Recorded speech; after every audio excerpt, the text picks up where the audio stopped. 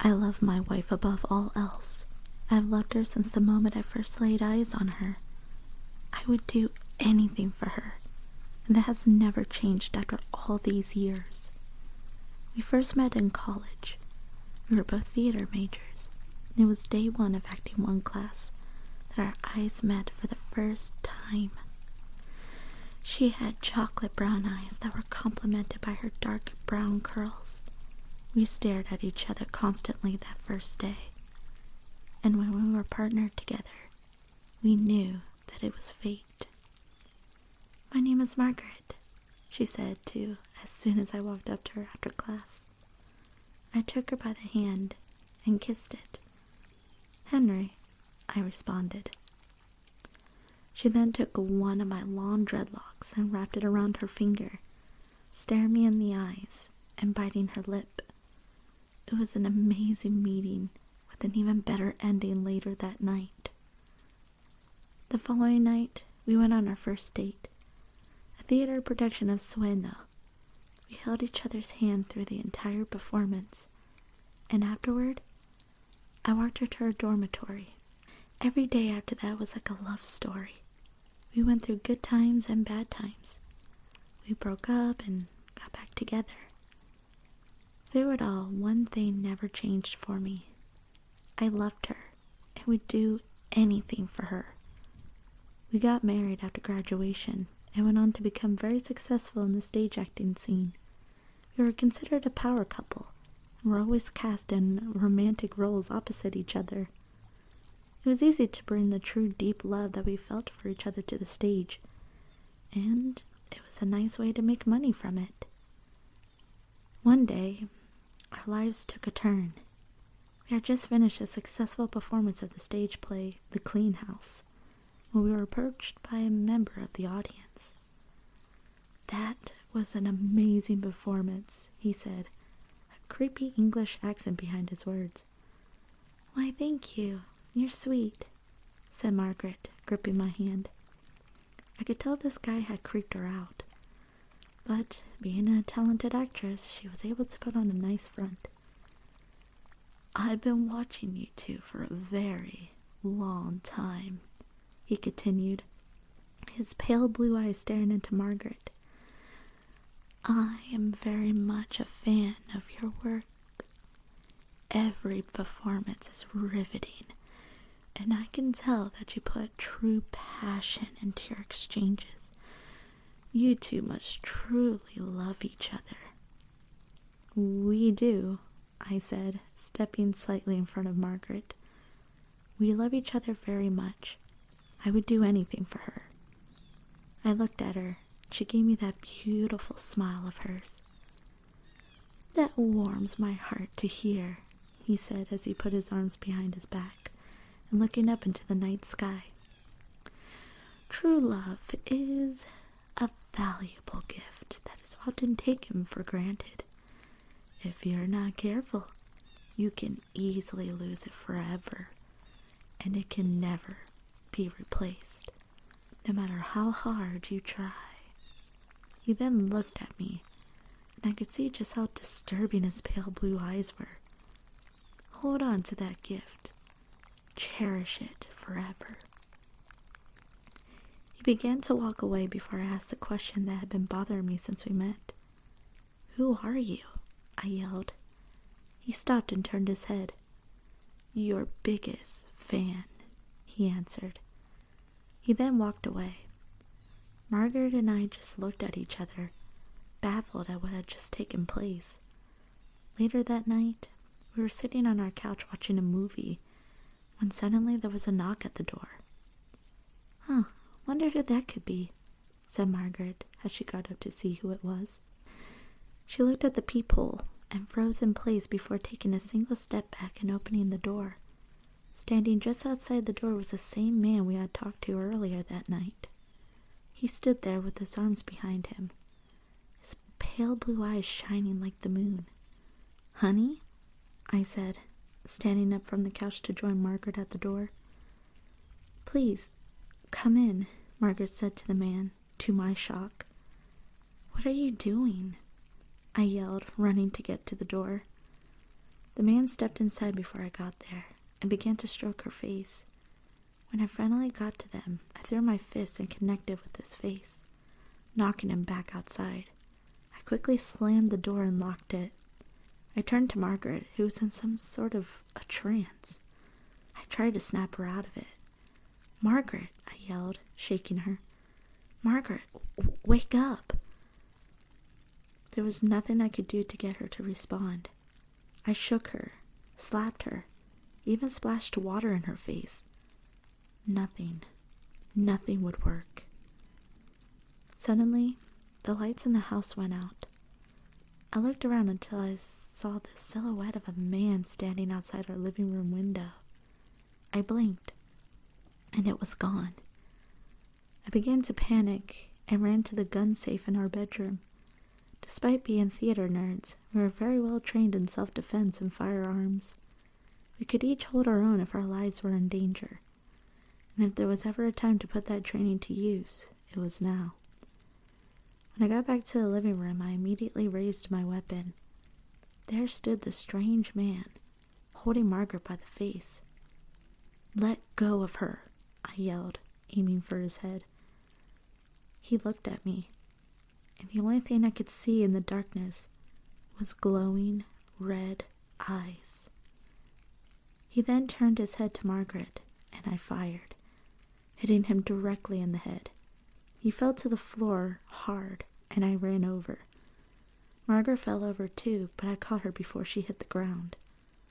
She still would not respond, her eyes wide open in a trance. I looked over to the man, but he was gone. I gently laid her on the floor and stood up quickly, readying my weapon once again. Suddenly, I felt a strong, tight grip on the back of my neck, and I was then thrown across the room, hitting the wall. I groaned in pain as I grabbed my gun and slowly stood to my feet, shaking as I raised my weapon again.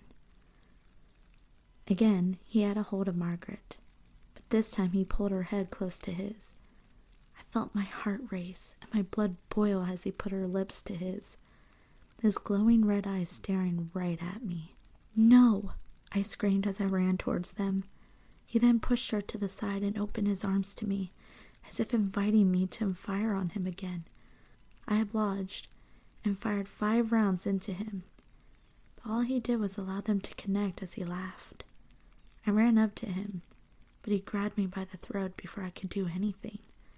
He pulled me close to his face, and I could see every horrifying feature. Not only did he have demon-like eyes, but his face was covered in disgusting, pulsating veins. In his mouth were 2 sharp fangs and a long, slimy tongue, which rubbed against my face, as if tasting me before taking his first bite. I lifted my gun to the arm that had a hold of me and fired twice. He growled in pain as he released me, and I connected the butt of my gun to his face repeatedly. He fell to the floor and I mounted him, smashing his face more and more, harder and faster. I could feel the blood gush and spray all over as the bones in his skull crack and collapse. By the time I was done, there was nothing but smashed bone, brains, and blood. I panted as I stood back up and limped over to Margaret, who was now fully unconscious.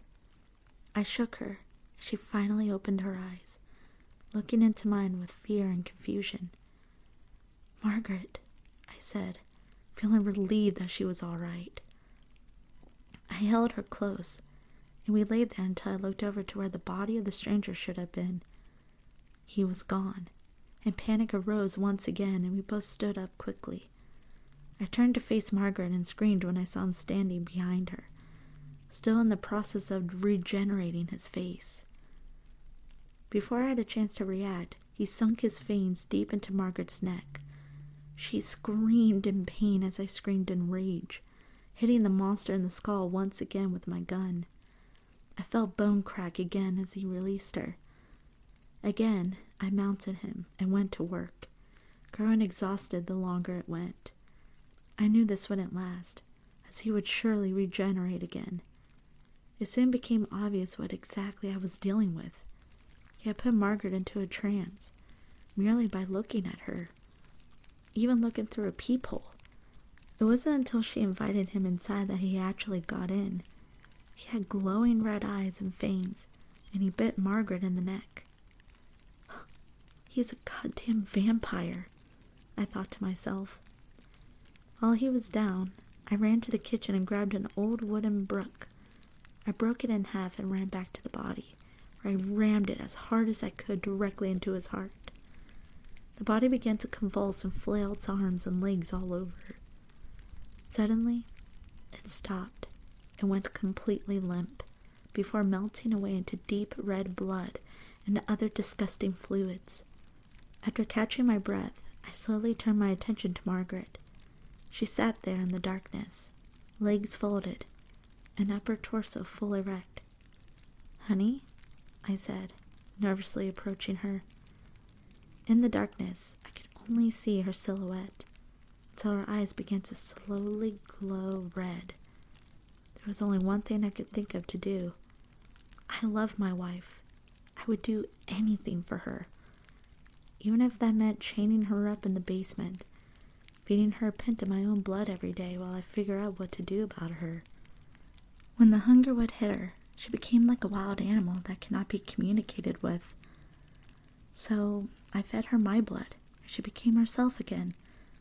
She understood the situation and never held it against me. It wasn't easy, but it was all we could do. Unfortunately, a pint only went so far, until soon it wasn't enough. So I gave more and more, until the point that I was endangering myself with so much blood loss. It was then that I had decided to feed her full meals. It started with small animals at first, and then cats and dogs. Soon, I made the hard decision to invite homeless people into our home, knock them out, and give them to her. This went on for far too long before it really started to affect us. She felt like a monster, and I did as well. I love my wife, and I would do anything for her, which brings me to now. I'm sitting here, writing this, shaking. There is literal blood on my hands as I try to compose myself. She asked me to do one last thing for her. I refused at first, because I loved her too much. "If you love me," she began, looking me deep in my eyes, her now pale blues not blinking, "you will do this." Tears fell from both of our eyes as I pulled her in close. "I love you, Margaret," I whispered. "I love you, Henry," she responded. I could hear the squish as I drove the wooden stake in her heart. I trembled as I listened to her whimpers, gasps, and eventual silence. I broke down as her body melted away into liquid. I laid there in her remains, sobbing. I sit here now, with nothing left but the warning about the creatures of fiction that are very much a reality. I write my confession of the crimes I have committed out of love. I say goodbye to any friends or loved ones that may be reading this. I loved her, and I did everything for her.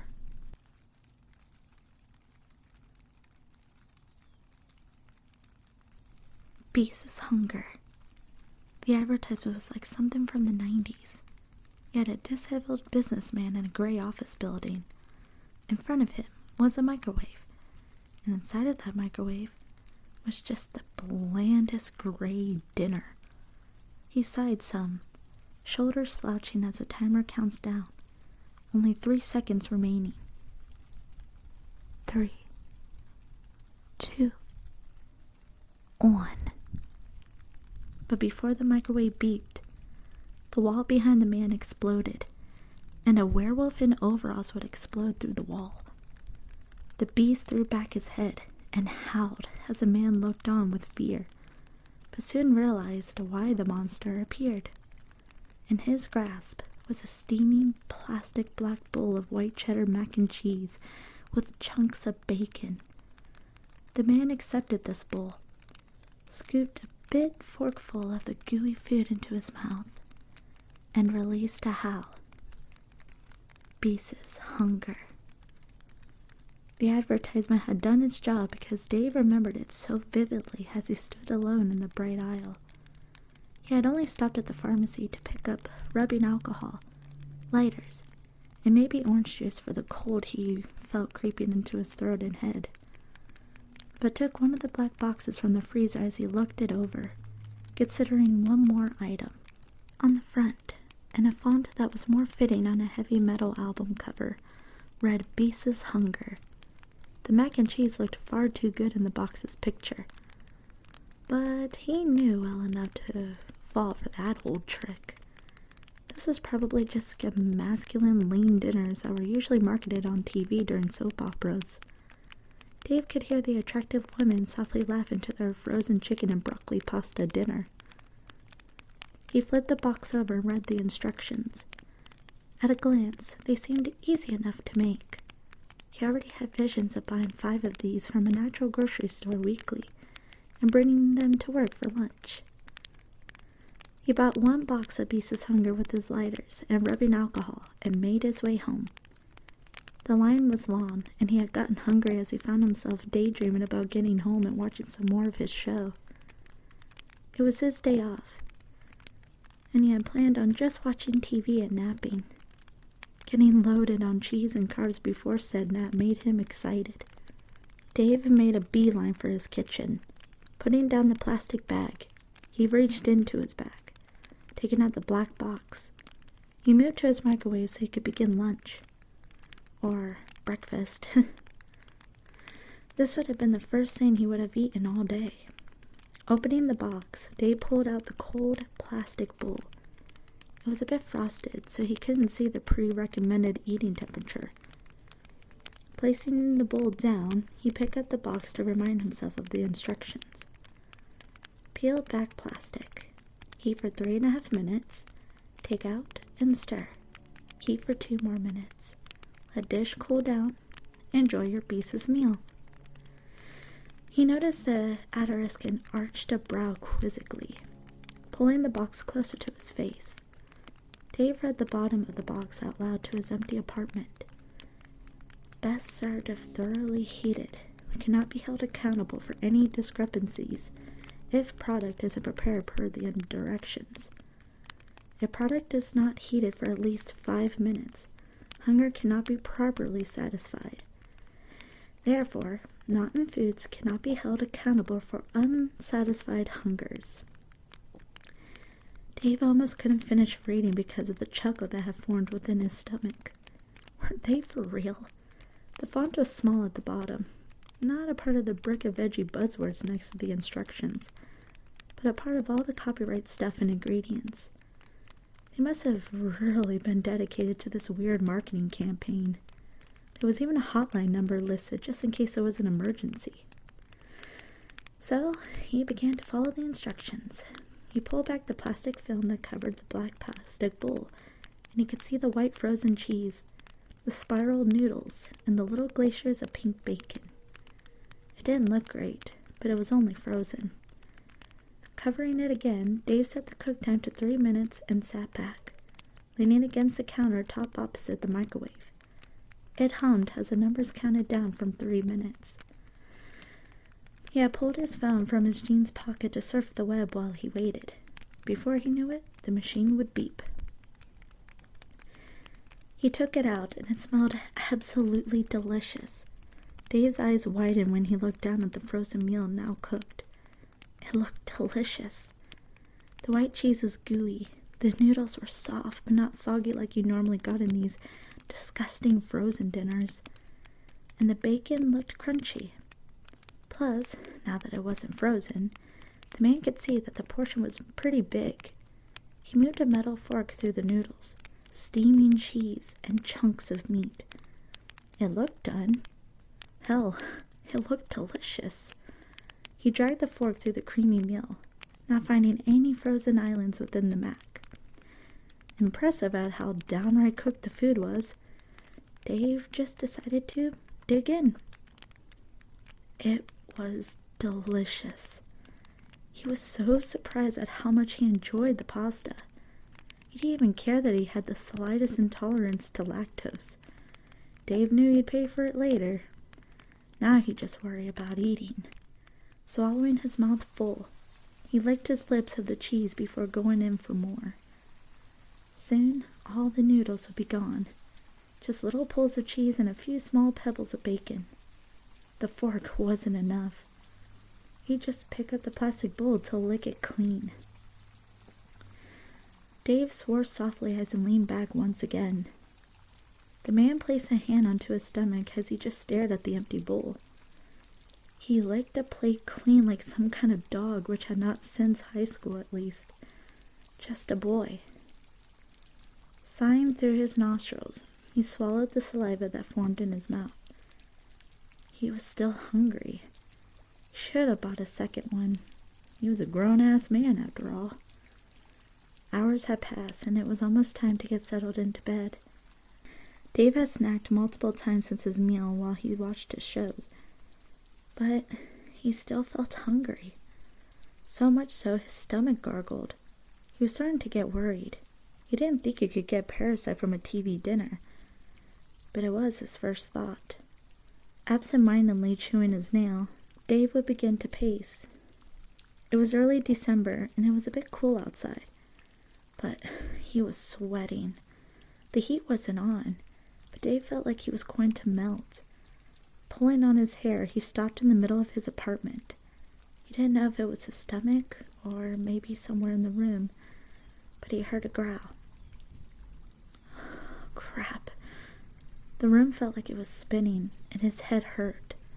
But this wasn't like your normal migraine. It felt like something wanted to get out. There was a newfound pressure within his head that felt like his brain was expanding. The pain grew so intense he had to sit down upon his knees. And as soon as he did, he lurched forward onto his hands. Dave crossed his eyes and let the contents of his stomach go.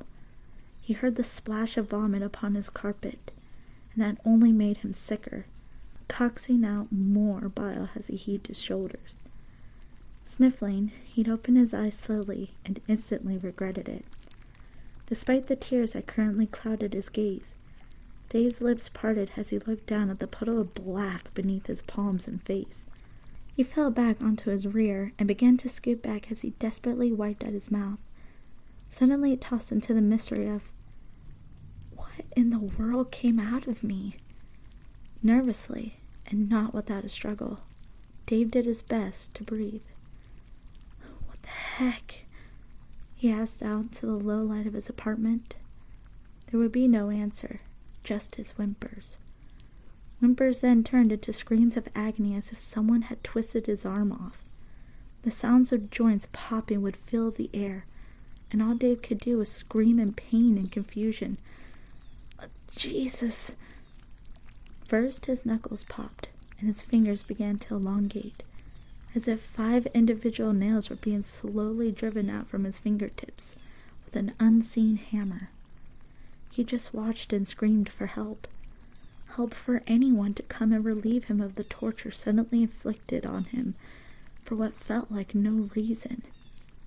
He cried out as he watched his fingers refuse to give in and just tear for whatever was trying to leave his body. In that time, he'd also feel himself grow even hotter than before. He felt like someone had lit him on fire. He shrieked as he clawed at his clothes. He yanked at his shirt and peeled it away as tears streaked his cheeks. His cries now howls.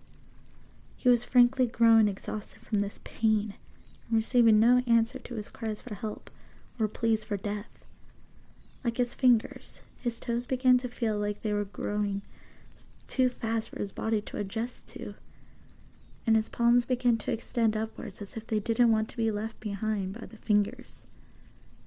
Dave, at this point, was twitching on his side, as he felt a sharp pain within his stomach. This was the one pain he was familiar with, but he was certain it was punishment for being lactose intolerant. He opened his mouth to speak, cry out, or beg for what was happening to end, to end again, but all that left him was a low, guttural noise. Before he could even question what sound left his lips, Dave felt forced to bare his teeth. He grinned without joy as his teeth began to grow into each other. Soon, his mouth felt far too small to accommodate the growing jaw, so it too would grow forward. Soon, it felt as if a large cone was being pushed through the middle of his face. Slapping his hands onto the side of his head, Dave gave another nightmarish groan as his spindly, pointed fingers clutched his hair, which seemed to begin to grow longer. Hell, all over his body he knows that what hairs were already on his arms and chest has seemed long, and areas where hair didn't seem to grow now had bloody patches of hair that seemed to just push out from his skin. Not hair. Fur. His pitiful excuse for a breath would get caught in his throat as he watched as the fur continued to force his skin to tear. There was finally a knock at the door. He couldn't hear them over the pounding noise of a heartbeat in his ears, but from the rate they were knocking and the tone of their shouting, whomever was knocking was more angry than concerned that someone was making so much ruckus at this hour. He'd cry out and plea, but he could tell what came out wasn't English, nor was it any language. No, he just howled out among his tears and whimpers, and panting. The furry mess panted upon the floor as he tried to drag himself to the door upon hands that felt like they were tipped with knives. The door felt so far away as he pulled his body across the floor. Just now, towards the door, the banging would stop, and Dave would just catch a disgruntled voice from the other side of the door. "You aren't even supposed to have a dog in there, you know." They were gone by the time he got to the door. He wouldn't be able to open it. Instead, he just scratched at the door, wanting out of the hell he was in. Now that his body stopped torturing him, he could focus on the pain in his stomach, the tremendous, animalistic hunger. A ringing phone cut through the silence of a quiet office. A woman with her hair tied in a neat little bun stared at the phone through her glasses as the phone rang and rang, popping her gum once more before taking it out of her mouth and dispensing of it. She'd sigh. The phone would need to be answered. It was what she was getting paid to do, after all. So using the same hand she threw the gum out with, she hit a record button on the phone and answered. "Hello, this is Not in Food, Susan speaking." She couldn't even fake interest as the person on the other line shrieked in panic. It was another woman, and she was hard to hear over the chaos of whatever was happening in the background. "Yes, hi, she stuttered and hissed as the sounds of faint banging could be heard. "I'm sorry, but we recently bought one of your products, and did you follow the instructions, ma'am?" The woman in the cubicle interrupted, tone still giving away she was waiting to clock out. The woman on the other end didn't answer instantly. Just the sounds of something pounding from far away, followed by nervous wailing as a result of the aggressive noises. If you get burned from eating beast's hunger or are unsatisfied after your meal, you didn't cook it thoroughly or you didn't let it sit. Regardless, Not Foods cannot be held accountable for this mistake. What? The woman on the other end sobbed out. Her tone hurt and confused. "My husband becomes a monster and all you could tell me is, 'Sorry, ma'am, Not in Foods are not accountable for any discrepancies.'" Click. The phone would be gently hung up without any passion, anger, or fear. Just the end to another call. The lady leaned some on her desk, eyes still on the phone.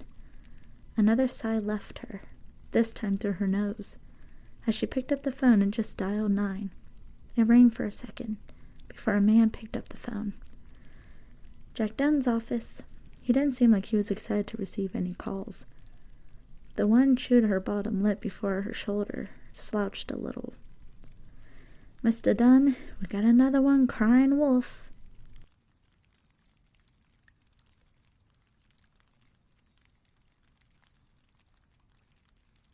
I would like to share with you an experience I had about 10 years ago, give or take. I learned several years after this incident, what happened to me is what doctors call sleep paralysis. I say they're full of shit. It really happened. I do not use drugs outside of caffeine and nicotine. I do not drink alcohol of any sort. So this was not a hallucination caused by either of the two. Nor do I have any mental issues that I know of. Let's make that clear. Going back about a year before this incident, at that time, I was really into ghost hunting shows. I watched and recorded any and every show I could find that was about a team of ghost hunters investigating haunted places. Some were really good, and others just sucked. No disrespect. I remember watching an episode of... Wait, in order to post on here, I can't use any real names, places, or addresses. Okay, let's see if I can do this. I remember watching the show where the lead hunter guy is a muscle-bound jerk who doesn't like bullies, but in turn is one himself. He orders his crew around like he owns them, and they follow him blindly like sheep. I think you know the one. It's a good show, or at least it used to be. Anyway, they were investigating. Shit, here we go again. They were investigating a bar owned by an old country singer located in one of the southern states who wrote a semi-popular song about a girl. Everyone in the paranormal community says this place is truly haunted. Okay, now that's over with. Back to the story. They were down in the basement, I think. It's been a while since I've seen it, and to this day, it's the only episode of that show I will never watch again. They were talking with some guy about what goes on there, when up in the left top corner of the screen, there appeared a shadow figure wearing a cowboy hat standing in the doorway. At this time, in the show, they stopped the film and pointed out that when they were actually down there, they didn't see this figure, and only discovered it while reviewing the footage. I was naive back then, and didn't really know much about the paranormal.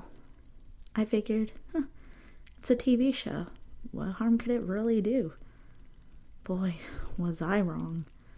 I now know that ghosts, entities, or whatever you want to call them, can follow you home from places, and are made up of energy and can travel through any energy source they want, and one did. Now that I've given you the backstory to this story, let's proceed with the reason I'm actually writing this. Many years before this incident, an old friend of mine, back when I was 11 or 12, who I met through playing baseball on the same team. Anyway, he had recently bought a house and was looking for someone to just give his old trailer or mobile home to, which is where this incident happened. We had lost contact over the years, but unbeknownst to me, he had kept in contact with my father. My father gave him my number, called me up, and made me an offer I couldn't refuse. A free trailer, just pay lot rent? Oh, hell yeah, I'll take it. The trailer was old and needed work, but it was a good deal. I moved in, did some minor repairs, and a couple weeks after that, I invited my father and stepmother over for dinner. My stepmother is what she calls an old soul. She can sense when things are not right with the universe. She took one look at the place and said, "There's bad juju here. I don't like it." Every time she came to visit, she was nervous. She wouldn't sit still, always looking down the hallway. She eventually stopped coming. She said it was too thick for her, whatever that meant. I just thought she was nuts. I now know she's not. I lived there for many years, had some strange things happen, seeing apparitions out of the corner of my eye, voices, cold breezes, etc.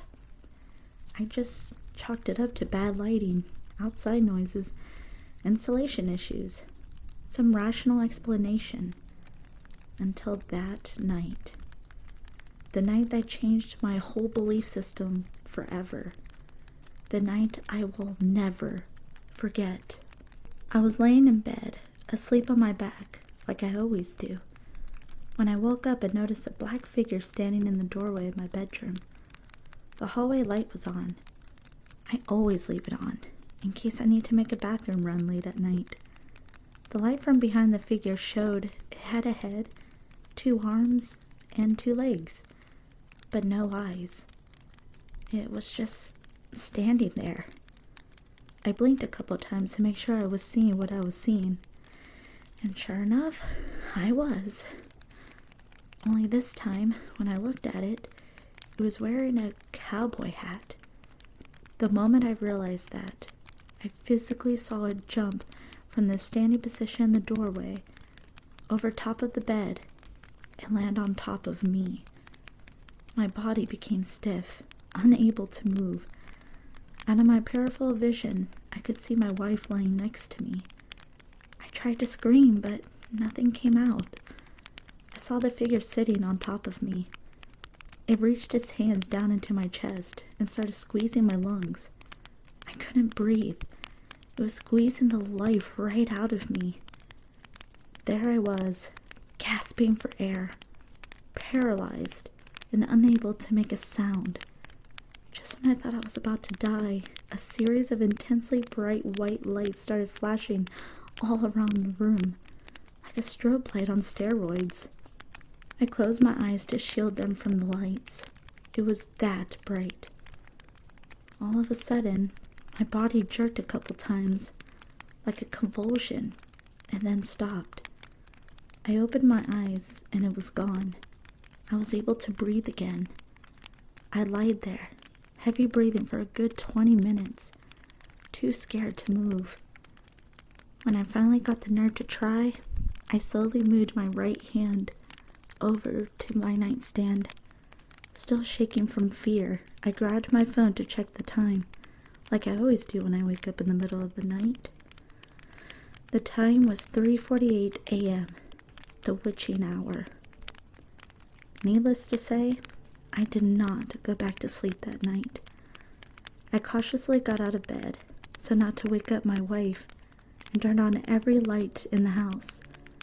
Every single one, including all the bedroom lights. How my wife stayed sleeping, I don't know, but thankfully she did. I made a pot of coffee, grabbed my Bible, and sat at the dining room table, drinking coffee, Bible in hand, until the morning came. I must have smoked at least 1.5 packs of cigarettes in that 3-hour span of time. I'm good with that. I'm still alive. I asked my wife if she had seen or heard anything strange the night before. She said no, and I left it at that. I didn't tell her what had happened, and I still haven't. She probably wouldn't believe me anyway.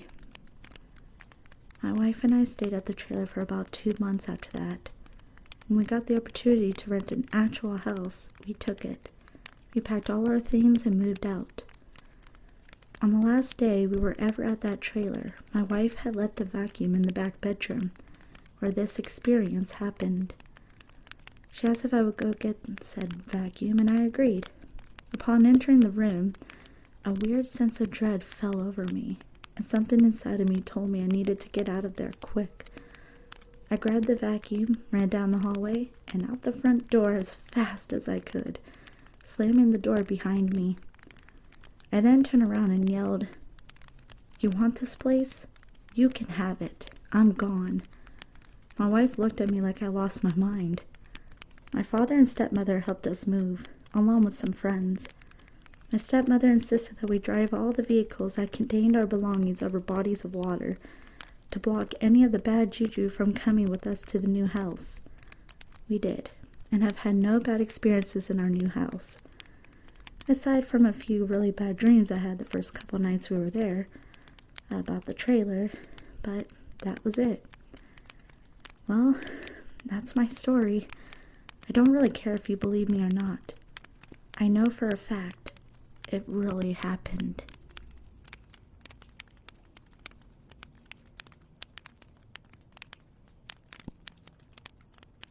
There are no such thing as monsters. That's what my mommy used to say. She would tuck me into bed, make sure that my favorite doll, Casey, was in my arms, and tell me, there is nothing to be scared of. There are no monsters. No real monsters.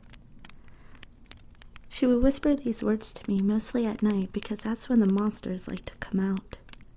At night, when the walls would vibrate from machinery humming in the service tunnels and sub-basements below, I needed to hear those words when the wind would scream and howl from the unstable air currents and unpredictable weather patterns that came with an atmosphere being changed by a terraforming station.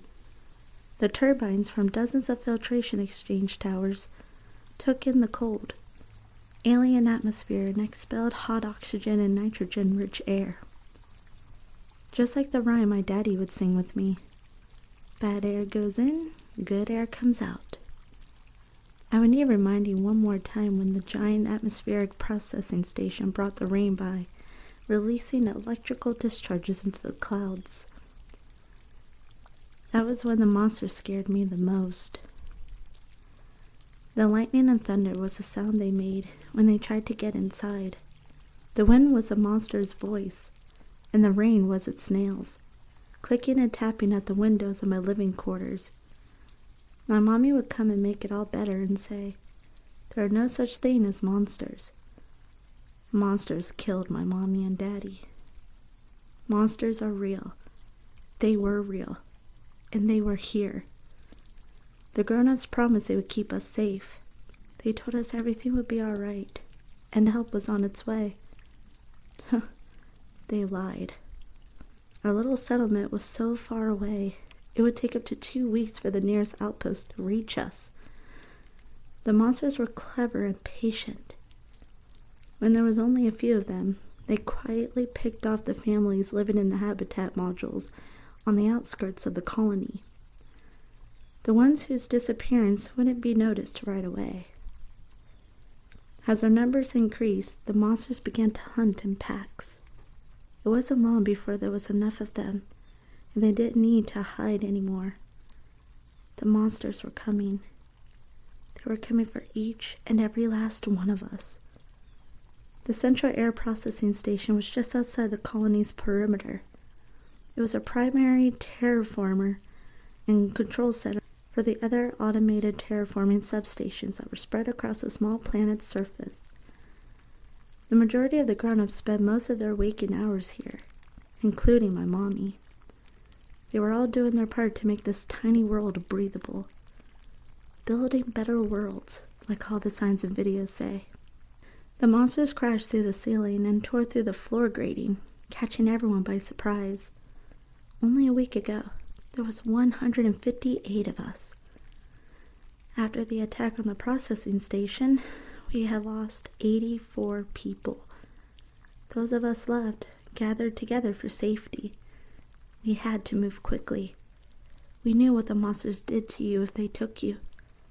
We knew that for every one of us taken, their numbers would grow.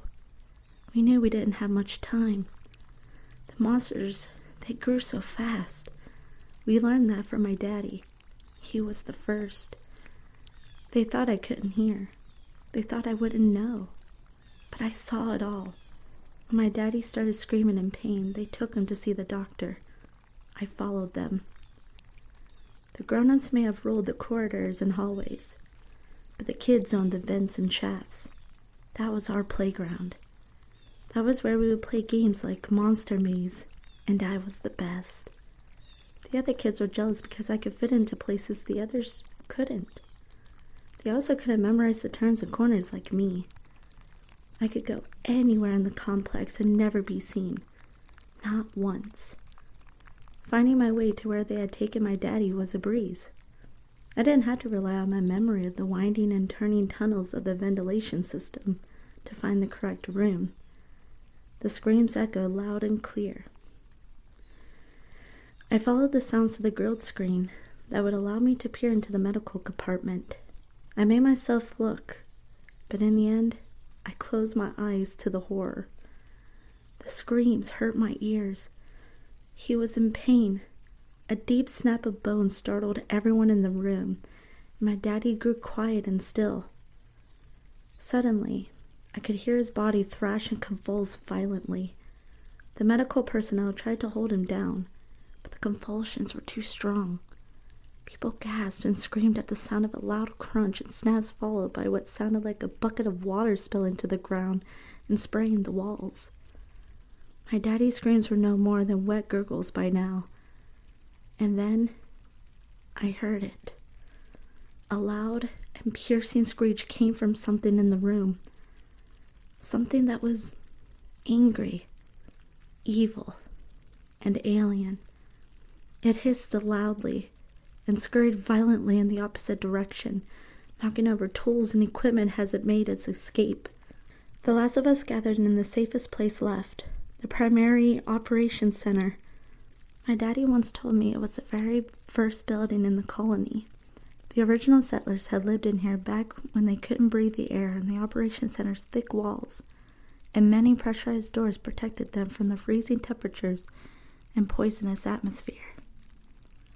The adults put the kids in the center of the complex on the top level. They said the medical station was the safest place for us. We listened as the grown-ups did everything possible to block off entryways. We held shut each blast door and closed off every service tunnel. All access points were barricaded, and all the main entry gates were sealed shut. When all was said and done, there was nothing left to do but wait in the silence and fear the approach of nighttime, because everyone knows that the monster mostly come at night. Mostly. The planetoid rotates once every 57 hours. That makes for a very long night. Here, when the darkness falls, it feels like it will never end. The monsters didn't come the first night, or the second night, but they were there. Their large bodies pressed and slid against the outer bulkheads. Powerful talons scraped against steel and drooling jaws extended and clenched.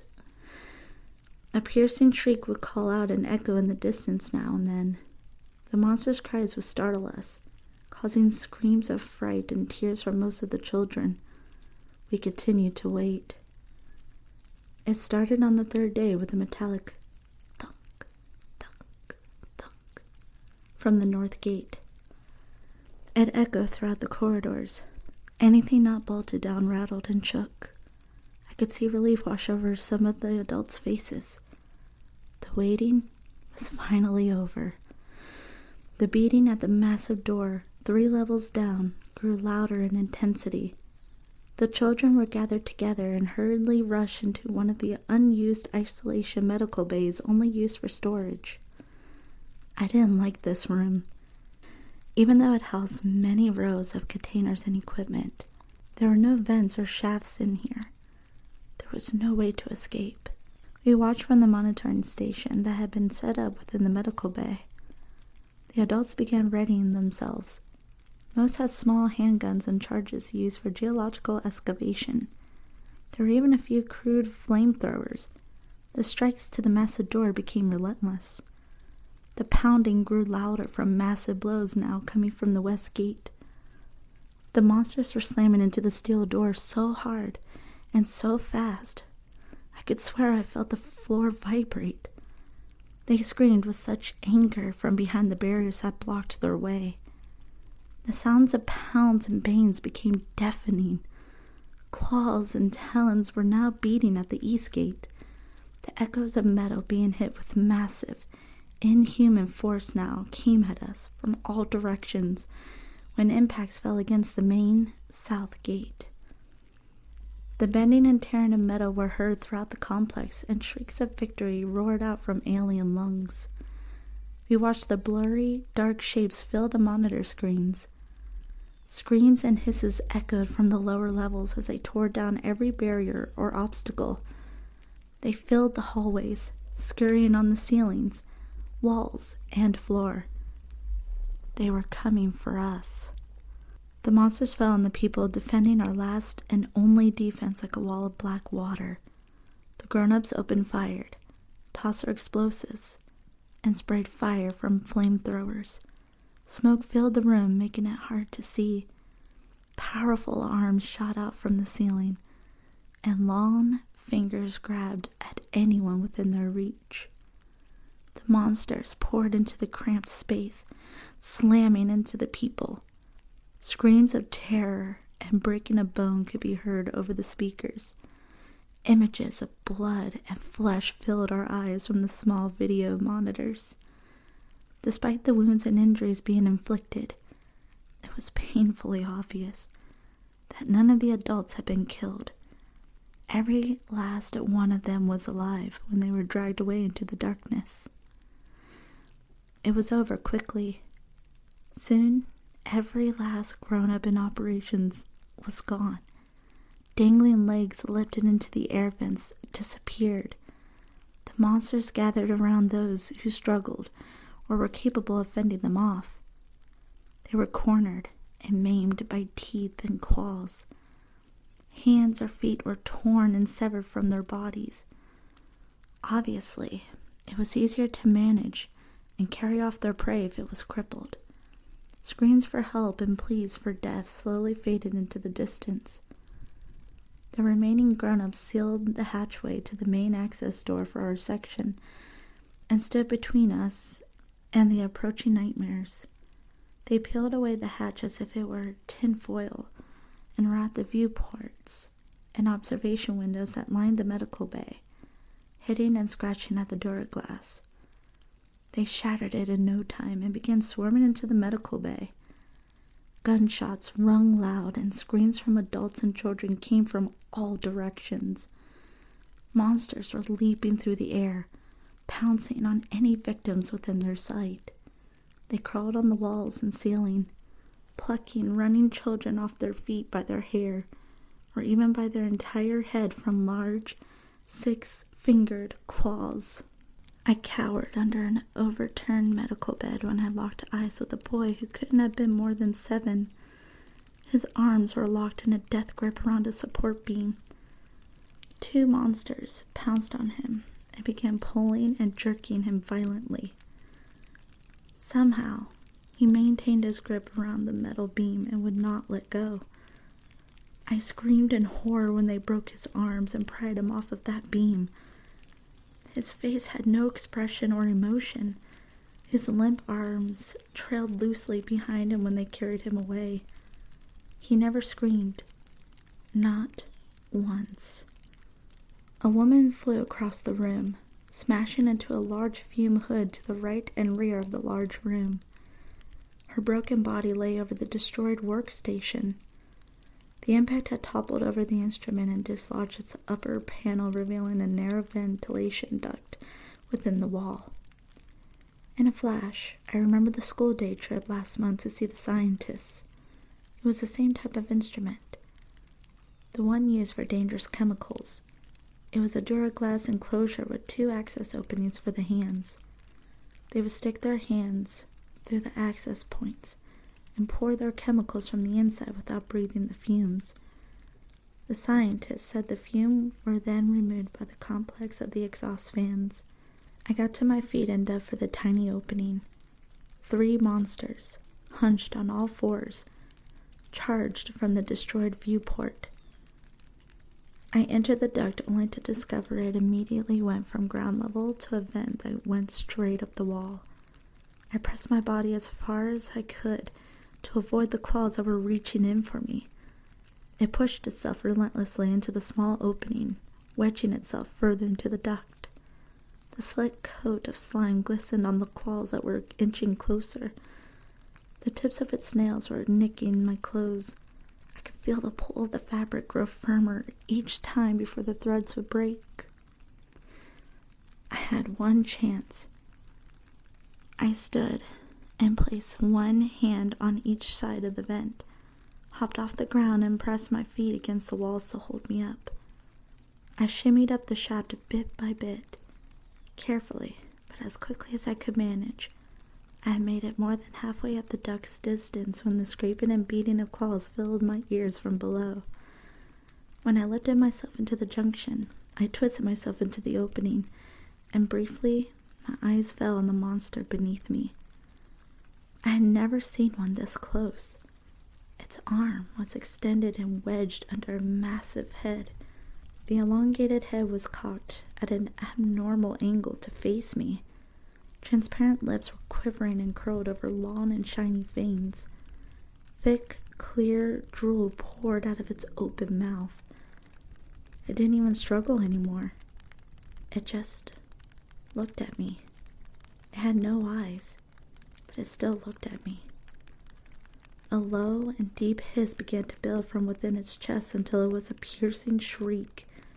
It was speaking to me. It was trying to tell me something. It was screaming it hated me. I turned from the shrieks of rage and quickly made my way into the ventilation system. It wasn't long before I knew exactly where I was. I disappeared into the network of ducts, shafts, and pipes, the maze I knew so well. I have been all by myself for 2 weeks now. This tiny subcompartment cradled in an entanglement of pipe and support strut beams of the environmental control system has become my home. The ventilation fan spins above me. The monsters keep their distance from its blades. The metal beams and large pipes keep me far out of the reach from any monster's claws. I only leave my haven to scavenge for food. I avoid the main conduits in the ventilation system and stick to the smaller secondary shafts where the monsters cannot fit. The monsters rule the corridors and hallways, but I own the vents and shafts. That is my playground. That was where I used to play games like Monster Maze, and I was the best. The monsters are angry because I can fit into places they can't. I have every turn and corner memorized. I can go anywhere in this complex and never be seen. Not once. The monsters can't see me. Monsters. My mom used to tell me there were no monsters. No real monsters. But there are.